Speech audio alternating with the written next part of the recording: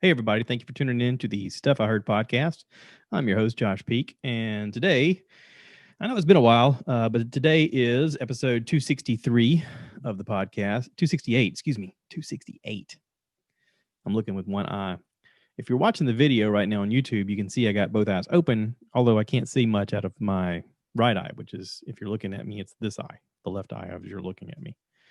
I'm thinking that it's flip flopped. It might be the same. I don't know. Anyway, um, today happens to be dun dun dun some date. I don't even know what the date is. My phone won't show me the date. The 2nd of November. We're in November. How about that? Tomorrow is Bert Kreischer's birthday. Happy birthday, Bert. Big fan of you. Um, I have had a while since the last podcast, and I apologize to you those of you who subscribe and listen and look for updates. I know it's been a while. I've been in a funk because I don't know what to talk about. Um, all of my efforts have been towards healing since the injury to my eye. If you don't know, check out the YouTube video. You'll see I got baling wire in my eye. And since then, I've had 2 surgeries. And I'm hoping to have future ones to finish fixing my eye so that I can see properly again. Right now, if I close my good eye and look at the screen, I can see the red shirt, but it's blurry. I can't make out what the words are. I can kind of tell where my face is supposed to be because it's a different color, but I can't make out details. Um, so right now I don't have a lens in my eye. I do have I did have appointment this past week with a cornea specialist. Um, they told me that in the repair of the retina, there was a 3-inch tear in the cornea. Um, they don't know what to do with the cornea yet. It has to heal a little bit before they can figure out what to do next. Um, Apparently, the cornea does not have blood vessels, so it takes a little while to heal, longer than it normally would for the rest of your eye, and they're not exactly sure how it's going to heal. They have to wait and see, which is the hard part, the waiting. Because while I'm waiting, I'm not working. I am home. I am unable to drive right now because I can't get a proper depth perception. I'm also still light sensitive. As you might be able to tell, I don't have my ring light on above my head, and I've got the camera at a different angle uh, because I have a lamp on, and that's about all I can stand, really. Um, it's getting better each day. Each day I can be able to look outside a little better, stand, natural daylight and that kind of stuff.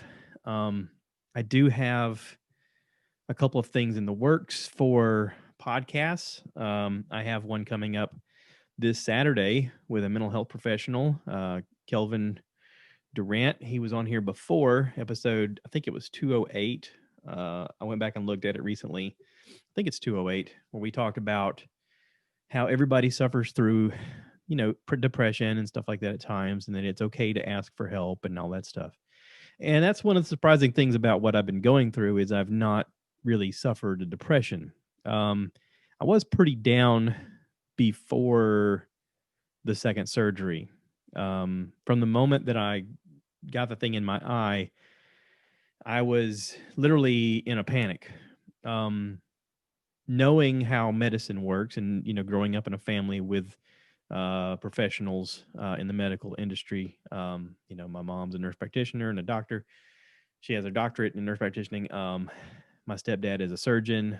I know that as soon as you can get to the doctor, the better when something like that happens, because the immediacy is on fixing the problem. The sooner you get it taken care of, the better. So I was hopeful that things would be okay. Even going to the doctor, though, I was nervous. We are in the middle of a coronavirus, COVID lockdown thing. And I had to spend a little bit of time in the ER around a lot of people who were sick and a lot of people who had masks on and a lot of people who were trying to be safe, but really, were doing the best they could. Um, they were overstaffed, understaffed, overbooked as usual, with everything. And but I felt safe all through the process. Like, I got the surgery that first night, I got the globe closed, and the next day I was okay. But as the day progressed, I knew I had a surgery planned for the following day on that Thursday. Um, as that evening got closer and closer, I was in more and more pain because the cataract was filling. It was I had proteins in my eye that were filling up and causing it a lot of discomfort. Now, during all of that, there was a plan in place for them to do the surgery on the retina and to clean out the cataract. So, had the surgery that Thursday, had the following appointment that Friday at the doctor's in Columbia, and when they took the bandage off and I could see, I cried because I could see. It wasn't great, it wasn't perfect, but it gave me hope. And from that point on, I had a positive attitude. I was like, okay, well, this will just heal. This will just take time, but it'll heal. Every little step gets me closer. There's a lot of people in this industry that are geared towards this and have an idea of what to do and have studied this kind of stuff before. Now, granted, this is an unusual situation. It's not every day that you get somebody that pokes something in their eye and you get to go, oh, well, let's figure out how to fix this. So, during this process, there is a bit of learning that goes on with other doctors. Like sometimes a doctor will call another doctor in and say, "Hey, have you never seen one of these before? This is what you need to see." And it's a good opportunity for a lot of people to then learn from my mistake. Again, I am probably the perfect candidate to have this happen because I am a positive attitude person. I am a person who says, learn from my mistakes. I am a person who takes what I've learned and tries to share it with other people. And that's what I wanted to do. Now, saying all that, I'm saying this. Since the last podcast, I didn't know what to talk about because I was just like, well, I'm waiting. No one wants to hear me get on there and say, well, I'm waiting and I'm waiting and I'm waiting and waiting. What I didn't talk about, though, is that I have been listening to TV or kind of watching TV out of one good eye. Um, and I've watched quite a few things that are pretty cool. It being Halloween, there was a lot of shows that came up on surrounding the Halloween theme. One of the ones I want to talk about is the Haunting at Bly Manor. Um, I'm told it's like a sequel of the Haunting at House Hill. I never watched that. Um, Usually, scary movies I tend to back away from. Anything that has to do with something that's kind of real, I just go, nope, I'm out. Now, I know there's a lot of people out there that think that ghosts aren't real. I happen to believe they are. I've had a few encounters. I've talked about it on this podcast before. And I don't think that it's menacing, but I don't think that it's innocent. Not every encounter. Um, a movie about them is going to be amped up a little bit more because they want to scare you. They want you to go, ah, I get that. I wasn't going into this thinking, oh, I want to watch this because I want to be scared. I went into it because it looked interesting, and it is interesting. It's an interesting idea for a movie. I enjoyed it. It wasn't a movie; it was a series. Pretty good. It moved slowly at times, but they were trying to give you more information. The way it bounced around a little bit is on purpose. Like I read a lot of the comments whenever people watched it. I was looking at their comments and they said, "Yeah, started watching it and one of the episodes was in black and white." And I was like, "Nope, I'm out." Well, the black and white was done that way because it's supposed to be a memory. It's supposed to be a story of something that happened that then sets you up for what you're going to see next. Um, I get what they were trying to do. It was pretty smart of the director to do that because it does put you in the mindset of, okay, I see what's happening. You're using this as a visual aid in telling us that this is the story from back then. Now, I think what was confusing for a lot of people was they used similar characters to play the people, or they used the exact same characters to play other people. That was done on purpose as well because the future version of this woman who's now haunting the house is sees one of the children as her child. And it's I mean, that happens in your family whenever you have a bloodline that goes along, you're going to have some offspring or some grandchildren or great grandchildren who look like previous generations' children. It's normal. I don't see a problem with it. A lot of the people that were kind of pissy and moany about it, I just wanted to be able to talk to them and be like, listen, this is for a reason. And I totally get what they were doing. So, I mean, if I'm judging the show and I'm giving it a 10-star rating, I'm going to give it like an 8. It's a good show. I enjoyed it. I think if you enjoy watching anything that's a little spooky, a little weird, um, give it a shot. I think you'll enjoy it. As that finished, I thought, well, I'm home during the day. I'm not working. I'd rather watch something scary during the day than before bedtime because let's face it, the closer you get to bedtime, the more that stuff becomes part of your dreams. It's sort of like planting the seeds that then grow into plants. In this case, it's things that you take into your mind grow. Um, I had that discussion with my father-in-law one time. He was saying he was having nightmares, and I said, "Well, what are you doing before bedtime?" And he's like, "I'm watching Fox News." And I was like, "Okay, well, they're teaching you to be scared before you go to bed. Of course, you're having nightmares. How about turn the TV off a good 2 hours before you go to bed and read something, or do something else, or watch something that makes you happy, and then your dreams will change." And he did that, and it got better. Um, I heard that from someone. I mean, it's not my idea. I learned that as time went on. So I'm passing that on to you guys. So anyway, that being said, during the day, I had seen this thing advertised as a movie. Um, it had Tom Holland, who played Spider Man. I think that's his name, Tom Holland. If I'm saying these names, just forgive me. I mean, I know a lot of people know this stuff better than I do. It's got the vampire dude. What's his name? He's gonna be Batman. Robert Pattinson. Yeah, it's got him in it. Not a big role, but he's in it.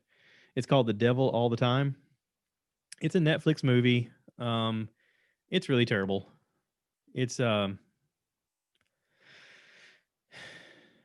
if you want to watch it, don't listen to my review. Just fast forward a few seconds, 20 seconds or so, 30 seconds.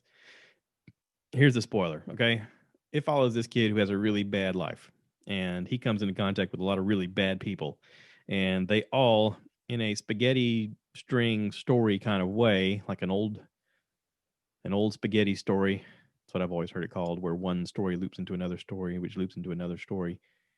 Everybody he comes to contact with is really bad people, and for whatever circumstance, he's able to kill them and keep living. And it's not great. It's not great. They did a good job of acting, but the story itself is at best awful. I mean, on a scale of 1 to 10, I give this a 2. Good acting. I mean, don't get me wrong, it's good acting. The writing could have used some work. I think the screenplay screwed up. They just didn't. It just wasn't for me. Now, some people may like it. Some people may be like, "This is the best thing ever." Okay, maybe I didn't get it. So whatever. Thumbs down. All right. So moving forward, I wanted to watch something happy as we got closer and closer to Halloween. So the other night, we were trying to watch TV, but we were getting bombarded by political ads, and I was like, I am sick of this. I don't want to watch any more ads. Every commercial is this guy's awful. This guy hates this guy. This guy's the devil. This guy's going to turn your wife into a turtle, and they're going to assassinate you and whatever. So I told my wife, I said, let's watch something else. And I turned on Netflix, and they had Adam's Family, like the old Adam's Family from like the 90s. I think it was like 91 or something like that. Da-da-da-da, da-da-da-da. And I was like, all right, this is cool. Christina Ricci was a little girl. I think she was maybe 10 or 11 when they shot this thing. It was great. It was really great. It was fun. Uncle Fester, awesome. That's what's his name? Christopher Lloyd. I think that's his best performance in a movie ever. He's great as Uncle Fester. Anybody who hates the Addams Family, I'm sorry, we're just not in the same wheelhouse. This is a great movie, and I watched it years ago when it came out, and I thought it was okay. It holds up. Listen, this is 2020, and it's still good. It was still fun to watch. I mean, I didn't have any problems with it. So it's a must see for Halloween. I think I'm going to make a tradition of watching it every year now. I had that much fun watching it. It made me happy. I know the story is silly, the characters are silly, the whole plot line is silly. It's supposed to be silly. It's the Adams Family. If you didn't watch the Adams Family when you were younger, I mean, I don't know if you'll get it, but I kind of wonder. I wonder if like millennials today could watch it and be like, "Hey, this is a lot of fun," because it's all like tongue in cheek kind of stuff of them being the weird family, but to them it's normal, and everything normal is weird. That's the whole idea. So anyway, um, I was able to use my buddy's Fire Stick magic code, and I got to watch the final season, the latest. I shouldn't say final, the latest season 10 of The Walking Dead. Now, I liked it. I have not been a fan of The Walking Dead since Rick left. I actually wasn't thrilled when Carl left. Carl. Um, I can't remember what season it was that Carl died and left the show, and then they wrote it in that Rick supposedly left the show, and there was all these people going, I wonder if he's dead. I wonder if and then I read that he's not. They show him on a helicopter flying away, and he's unconscious, but they're trying to save his life, and he's on his helicopter. And I read that the reason that they had him leave the show was because they wanted him to do a movie. They wanted to do a Walking Dead movie. Now, it seems like, watching all of season 10, that they're gearing the whole thing up towards a movie. Now, just hear me out. I don't know if you're in the same place I am. If you haven't watched season 10 yet and you're watching The Walking Dead and you don't want to hear any of this, skip this episode, go watch it, and then come back and listen to this episode because I'm going to talk about it. This is the episode of spoilers, okay? So, they have to fight the Whisperers, okay? And Negan goes undercover and he kills the head Whisperer lady, just cuts her throat. Really cool the way it happens. I like the way they wrote the story. A lot of people are like, I can't watch this show about zombies. It's not about the zombies. It's about the living people. Okay. They are the Walking Dead. The people that are living are the Walking Dead. They don't realize they're dead yet because they're not dead yet, but they're basically the Walking Dead. It just so happens that the zombies are also walking. And the Whisperers are walking. The Whisperers dress up like zombies and they're out there and they're coming after you. And, you know, I like watching the show also because I got a sister-in-law that's in it, Adrian. She's one of the zombies all the time because she's skinny and she can look like a zombie. Just put different makeup on her and she's a zombie. She's every zombie that you want. You can kill her off and have her come back in the same scene in a blink of an eye in a different outfit. You never know. But she's a stunt woman and an actress, and so it's kind of cool. I like supporting her. But even past that, the writing for the show is good. They did a really good job of season 10. There's a terrifying episode of them underground where they have to get out of this cavern thing, and a lot of people who are claustrophobic they'll understand how freaked out several of the characters were. Some of the characters didn't make it out. Pretty terrifying stuff if you're into that kind of thing. Now, for me, like I said, I don't like scary things, but knowing that this is a show, knowing that this is all fake, I guess the idea that the zombies are walking around is so fake that I go, okay, I can have fun with this. I mean, I've said it before. The slower the zombie, the better the show for me. If they're fast, I don't want to watch it. Like World War Z, terrifying. Was that 28 days later when the fast moving zombies? Forget that. I watched them, but holy crap, that was terrifying. I like it a lot better when they're slow. I mean, because you can have dialogue, you can goof around, and they had fun with this. I mean, there was a point where, who's the goofy guy that's really smart? Eugene. Eugene is on this quest to find some girl that he's met talking on the radio to, and they end up in this town where zombies are tied up in poses like they're citizens around town. Someone has taken the time to like chain them to things and make them look like they're just everyday citizens living their life. And it was hilarious. Even Ezekiel's with him and he's laughing out loud. He's like, this is great. This is so cool.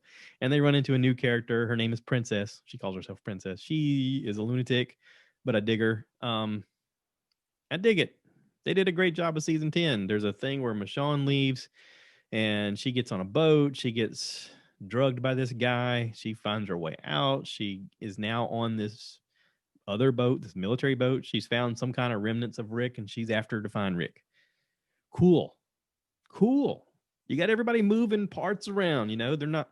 The thing about the show before was that they would be in one place for a little while and then they had to move because it would get overtaken or they'd realize this isn't working. We got to find somewhere better. And they'd been at this town, Alexandria, for a while and Hilltop for a while. And it's like, okay, we get it. You guys are trying to make it. And there's this other group you got to fight. But when you're stagnant, they know where you are and it's easy for them to come after you. That was why Negan was able to go after them so easily because he's like, well, you're there. So I'm just going to come after you there or I'll block every path you have out of there. So now they're on the run. Now they're moving. Now they're They're metamorphosizing, all that fun stuff. And then one of the chicks comes back from the original cast. I forget her name, but she's back. You guys will know who I'm talking about. I don't watch it that closely to memorize everybody's names. She's been gone so long, I forgot her name. How about that? So anyway, until somebody says her name, I'll be like, that girl she was the head of the hilltop area, and then she left because Negan killed her husband, and she was pissed off, and they didn't kill Negan, and she really wanted Negan dead, and Negan gets to be a hero not only once but twice. Yeah, he gets to be the hero. He kills Alpha, then he kills Beta, or helps kill Beta. Actually, it's Daryl that does the double knife in the eyeballs. It was such a cool moment. I was so excited. And Carol's back. Carol's doing her thing. Anyway, so Walking Dead, season 10, probably the best season since the earlier ones, since Terminus. Terminus was probably my favorite season. But yeah, so that's good. All right, let's talk about The Right Stuff. The Right Stuff. I had said on here before that it was on the Smithsonian Channel.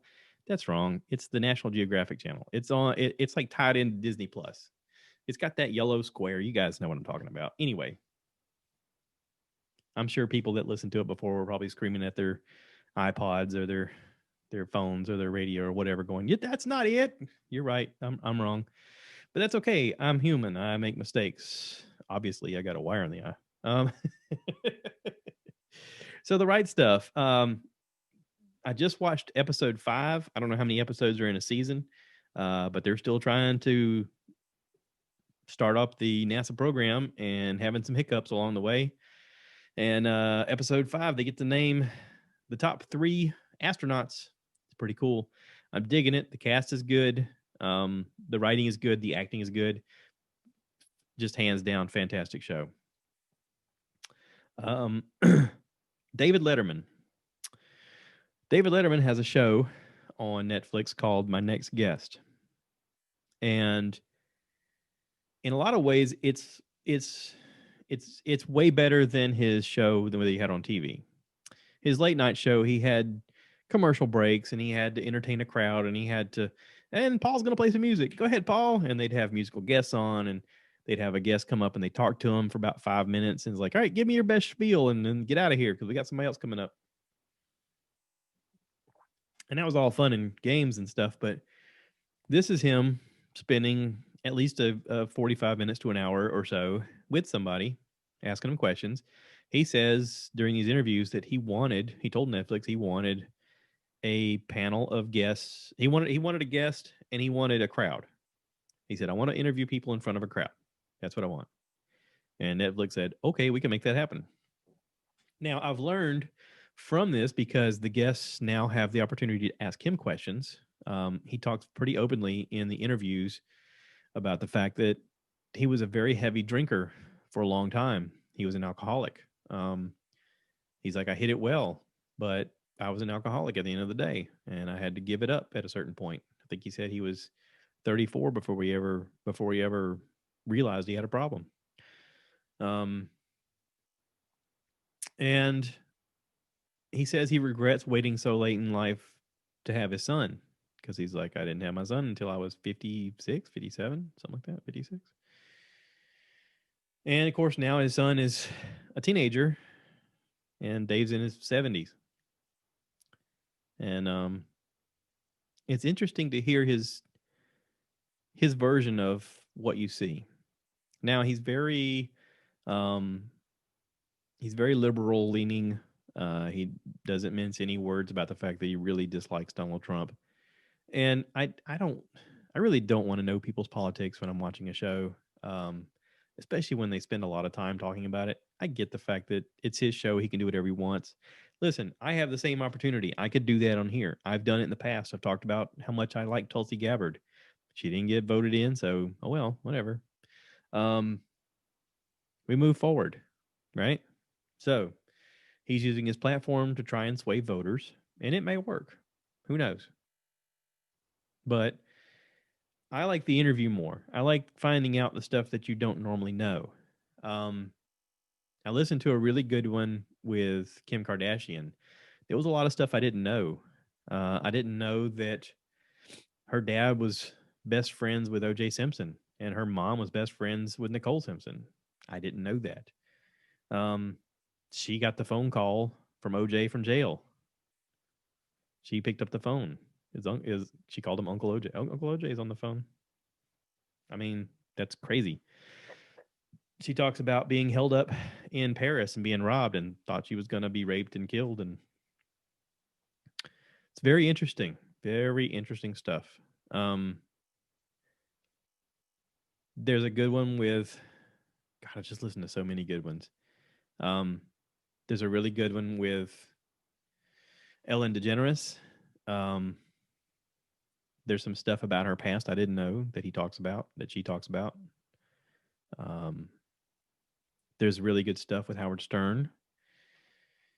And probably my favorite number one interview so far that I've heard, it was the first one that I listened to, was with Dave Chappelle, because he does it at Dave's compound during COVID in Ohio, in Yellow Springs, Ohio.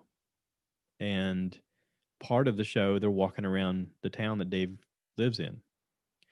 And during the interview, he even says, you think everybody's here to see me. They're not. These are my neighbors. These are my friends. They're here to see you because David Letterman's here. Kind of a big deal.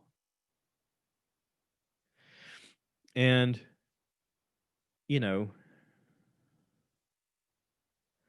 there's a lot in that episode to digest. There's a lot to think about when you consider what level of fame Dave Chappelle has reached and how during this crisis of us versus them, Blue Lives Matter, Black Lives Matter conversation, people look to comedians a lot of times for what is your opinion.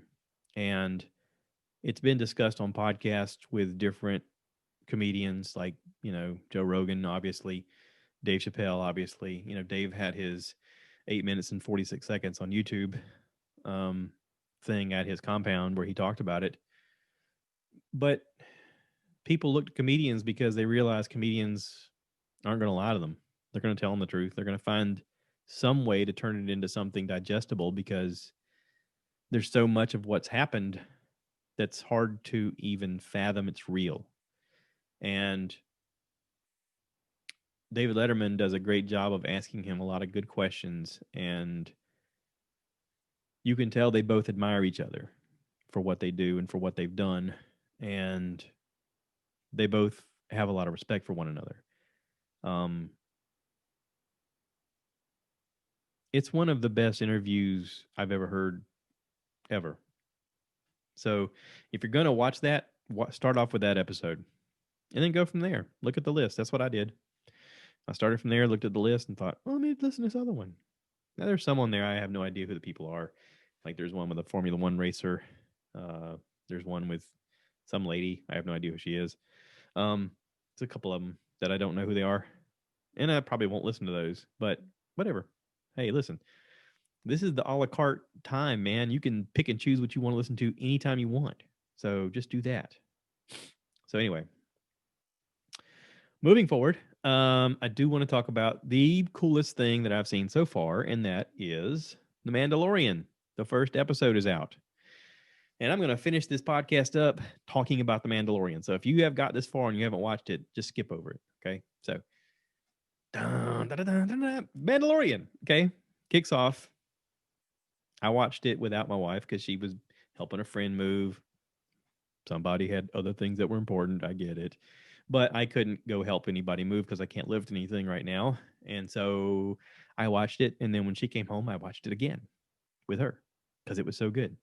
I had heard going into season 2 that they were going to have some kind of thing involving Boba Fett, and Timothy Oliphant was going to be wearing Boba Fett's armor, that he was not going to be Boba Fett, but the guy who played Jango Fett in the Clone Wars movie was going to be in this second season at some point, and you were going to like have an interaction with Boba Fett, because I don't know if anybody remembers that movie. It was supposed to be episode 2 of the Star Wars saga whenever they did the remakes.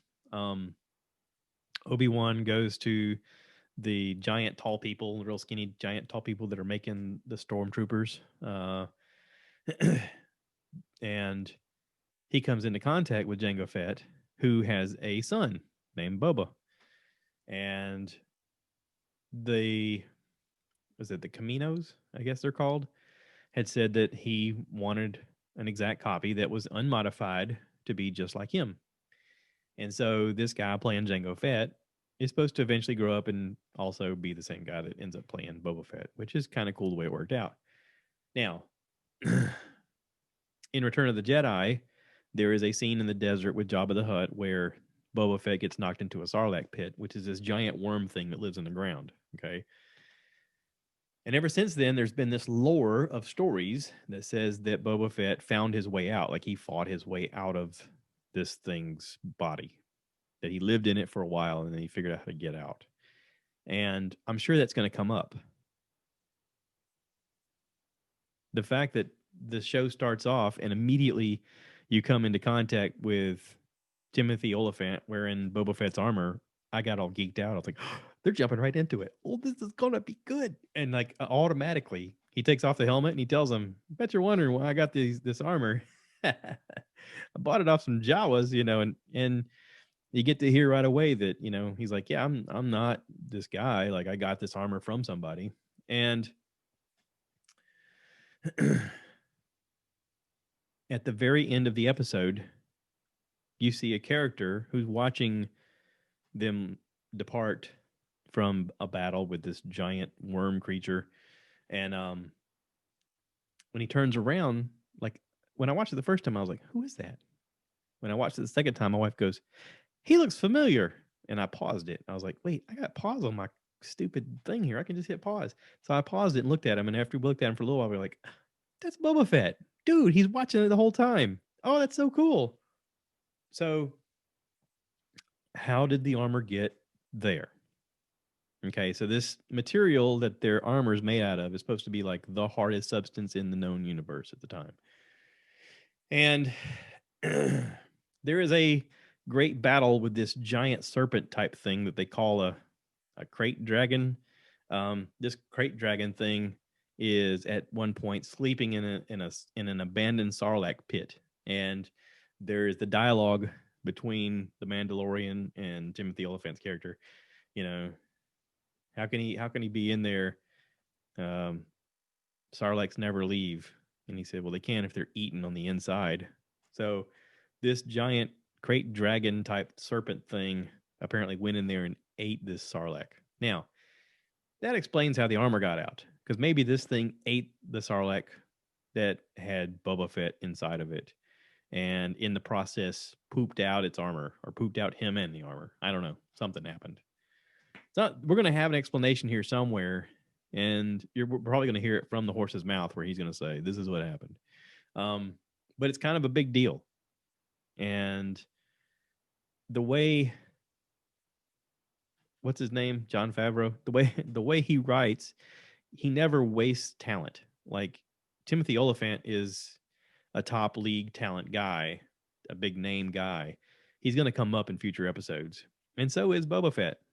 Like, even though we're introduced to them in the first episode of season 2, they're going to come back. You're going to see them again.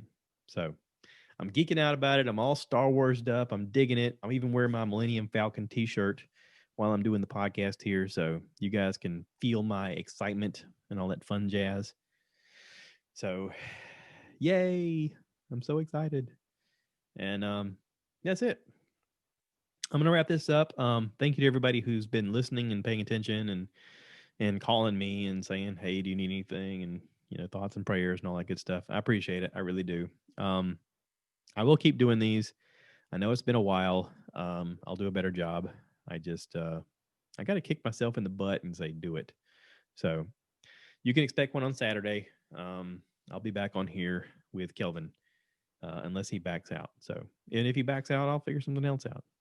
So anyway, if you guys want to do a podcast with me, just reach out. I am here. Got doctor's appointment scheduled, but I can work around whatever. We can schedule something and we can do a Zoom meeting. We can do it, man. What do you got to talk about? What are you interested in? What are you dealing with? Let's talk about your stuff. I talk about me all the time. I can talk about other stuff.